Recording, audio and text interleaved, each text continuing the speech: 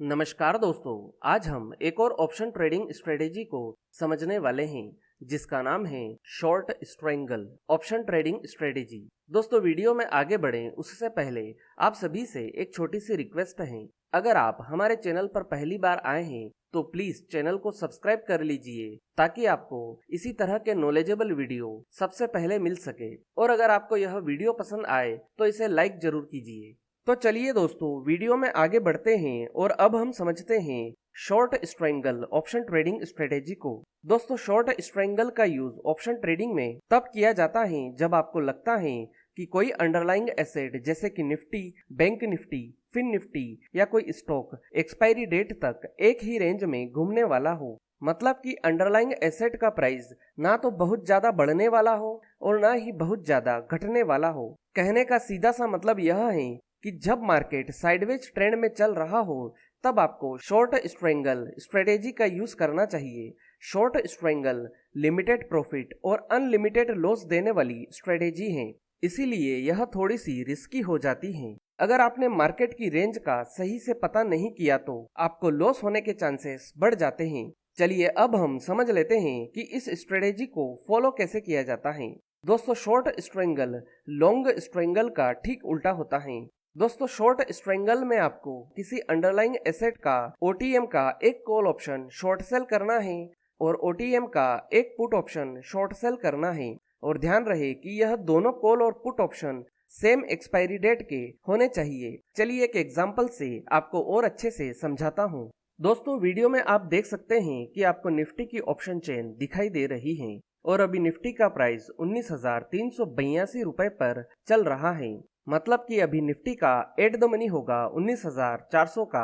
तो अब आपको यह पता होना चाहिए कि निफ्टी की अपर रेंज क्या है और निफ्टी की लोअर रेंज क्या है।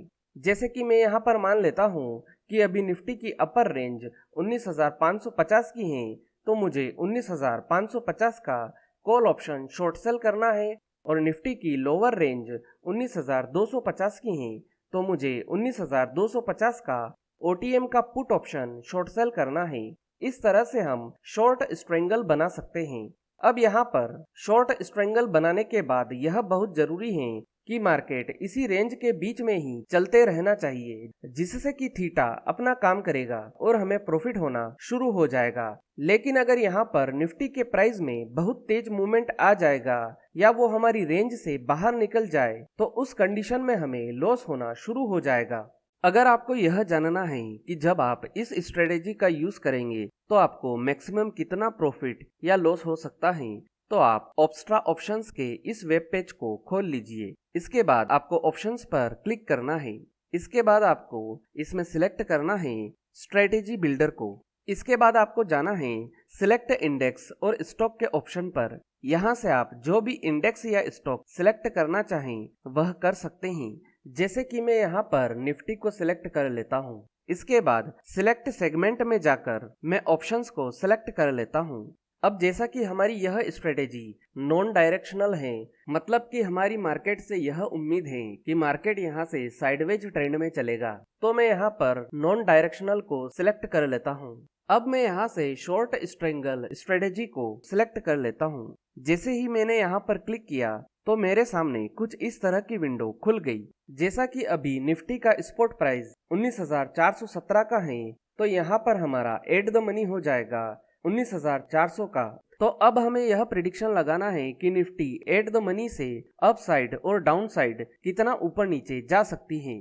जैसे कि मैं यहाँ पर मान लेता हूँ कि निफ्टी एट द मनी से 200 पॉइंट ऊपर जा सकती है या 200 पॉइंट नीचे जा सकती है।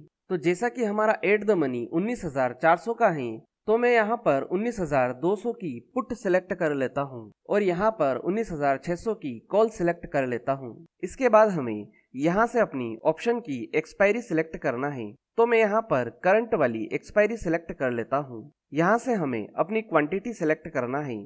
मैं अभी इसे एक लॉट ही रहने देता हूँ और सेल पर क्लिक कर देता हूँ। अब हमें स्क्रॉल डाउन करके सीधा नीचे आ जाना है। अब आप यहाँ पर देख सकते हैं कि हमारा 19,200 का पुट 8 रुपए और 80 पैसे पर शॉर्ट सेल होगा और 19,600 का कॉल ऑप्शन 8 रुपए और 30 पैसे पर शॉर्ट सेल होगा। अब आप यहाँ पर देख सकते हैं कि आपके प्रॉफिट होने की प्रोबेबिलिटी कितनी है, आपको यहाँ पर मैक्सिमम प्रॉफिट कितना हो सकता है।